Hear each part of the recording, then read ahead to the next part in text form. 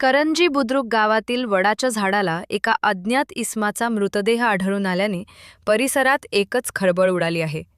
ही घटना आज शनिवार दिनांक 28 फेब्रुवारी 2026 रोजी सकाळच्या सुमारास उघडकीस आली. स्थानिक नागरिक सकाळी फेरफटका मारताना वडाच्या झाडाला मृतदेह लटकलेल्या अवस्थेत पाहिला.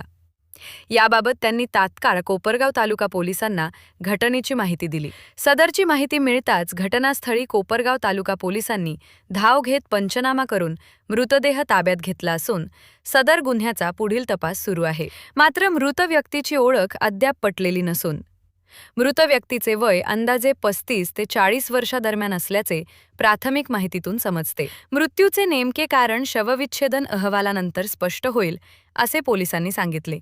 सदर घटनेचा पुढील तपास कोपरगाव तालुका पोलीस स्टेशनचे पोलीस निरीक्षक संदीप कोळी यांच्या मार्गदर्शनाखाली सुरू आहे. तसेच मृत व्यक्तीबाबत काही माहिती असल्यास पोलिसांशी संपर्क साधावा असे आवाहन पोलिसांनी केले आहे. प्रतिनिधी बिपिन गायकवाड, महाराष्ट्र माझा न्यूज, कोपरगाव.